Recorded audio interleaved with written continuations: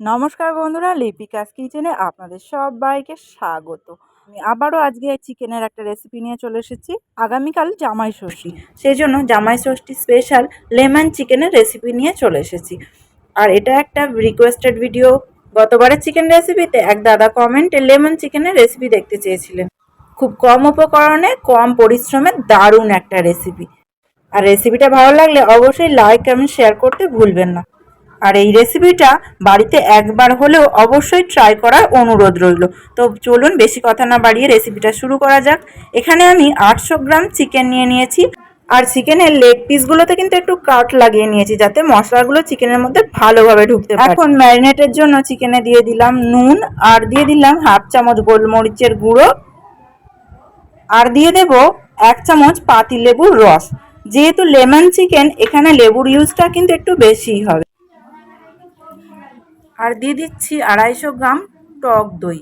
এই দইটাকে কিন্তু আমি আগে থেকে খুব ভালোভাবে ফেটিয়ে রেখেছিলাম, যাতে দইটা কড়াইতে দিলে কেটে না যায়। এখন সব কিছুকে খুব ভালোভাবে মিশিয়ে নিচ্ছি চিকেনের সাথে। মিশিয়ে 10 মিনিট রেস্টে রেখে দেব।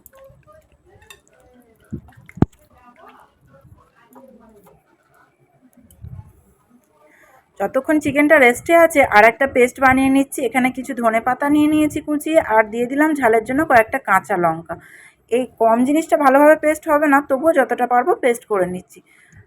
10 মিনিট পর চিকেনের মধ্যে দিয়ে দিলাম 1.5 চামচ আদা রসুন বাটা, আর দিয়ে দিচ্ছি ওই ধনেপাতা আর কাঁচা লঙ্কার পেস্টটা। এটা খুব ভালো পেস্ট হয়নি, তবুও যতটা হয়েছে।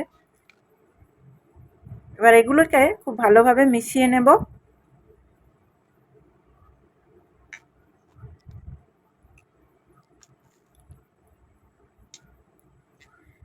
চিকেনের সঙ্গে আদা রসুন আর এই ধনে পাতার পেস্টটা খুব ভালোভাবে মিশিয়ে নিয়ে আধ ঘন্টার মতো রেস্টে রেখে দেব।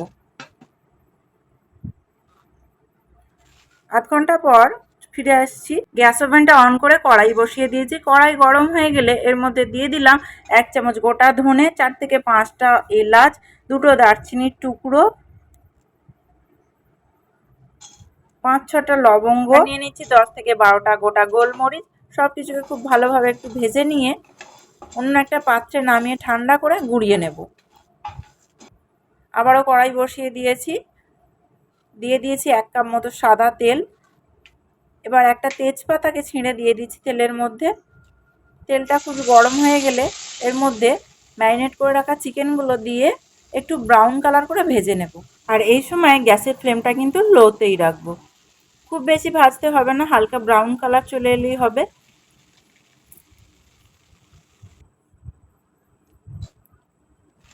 সমস্ত চিকেনগুলো তেলের মধ্যে দেওয়া হয়ে গেছে। এবার উল্টে পাল্টে ভালো করে একটু ভেজে নেব।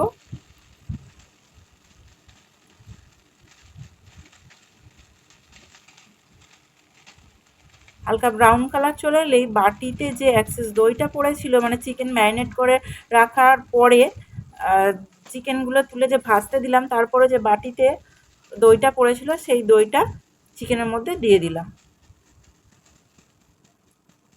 এখানে মশলা বলতে বিশেষ কিছুই লাগবে না। এরপরে যে ভেজে গুঁড়িয়ে রাখা যে মশলাটা ছিল সেটা এখানে দিয়ে দিলাম। সব কিছুকে খুব ভালোভাবে মিশিয়ে নিচ্ছি। এখন এর মধ্যে দিয়ে দিচ্ছি সামান্য হলুদ গুঁড়ো। চিকেনটা যাতে একটু ইয়েলো কালার আসে সেই জন্য অল্প একটু হলুদ গুঁড়ো ব্যবহার করলাম। আর দিয়ে দেব সামান্য নুন। যেহেতু ম্যারিনেট করার সময় নুন দিয়েছিলাম, সেই বুঝে স্বাদ মতো নুনটা এই সময় ব্যবহার করবেন।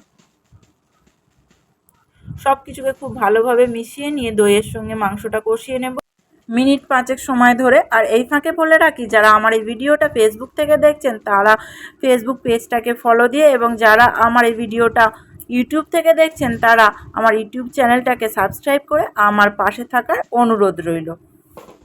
এখন এই চিকেনটাকে ঢাকনা দিয়ে 10 মিনিট রান্না করে নেব। 10 মিনিট পর ফিরে এলাম।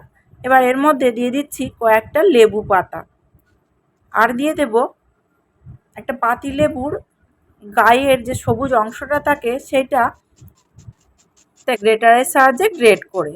সবুজ অংশটাই কিন্তু দিতে হবে, সাদা অংশটা যেন না কোনোভাবে চলে আসে, তাহলে কিন্তু চিকেনটা খেতে ভালো লাগবে না। এরপর দিয়ে দিচ্ছি সামান্য একটু লেমন জুস। মানে ওই পাতি লেবুটাই কেটে একটু রসটা ওর মধ্যে দিয়ে দিলাম। যেহেতু লেমন চিকেন, আগেই বলেছি লেবুর ব্যবহারটা একটু বেশিই হবে। সব কিছুকে ভালোভাবে মিশিয়ে নিয়ে আবারও ঢাকনা দিয়ে 5 মিনিট রান্না করে নেব। 5 মিনিট পরে ফিরে এলাম, আর এখন এখানে আমি 2 চামচ কর্নফ্লাওয়ারকে একটু জলে গুলে দিয়ে দিচ্ছি। এই কর্নফ্লাওয়ার দেওয়ার ফলে গ্রেভিটাও খুব ভালো আসবে, আর চিকেনের টেস্টটাও কিন্তু অনেক গুণ বেড়ে যাবে।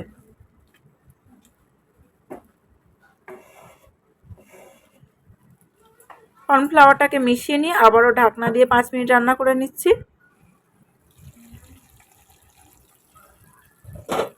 5 মিনিট পর ফিরে এলাম। এখন কিন্তু চিকেনটা প্রায় রেডি হয়ে গেছে। এবার এর মধ্যে কিছু ধনেপাতা কুচি আর কিছু কাঁচা লঙ্কার কুচি দিয়ে রান্নাটা কিন্তু ফিনিশ করব। তাহলে দেখতেই পেলেন কত কম উপকরণ দিয়ে তৈরি হয়ে গেল দারুণ একটা টেস্টের লেমন চিকেন। তো বন্ধুরা, কেমন লাগলো আমার এই লেমন চিকেনের রেসিপিটা কমেন্ট বক্সে কিন্তু জানাতে ভুলবেন না। সমস্ত জামাইরা কিন্তু খুব ভালোভাবে জামাই ষষ্ঠী কাটাবেন। সবাই খুব ভালো থাকবেন, সুস্থ থাকবেন। দেখা হচ্ছে তাহলে নেক্সট কোনো রেসিপি নিয়ে। ততক্ষণের জন্য বিদায়।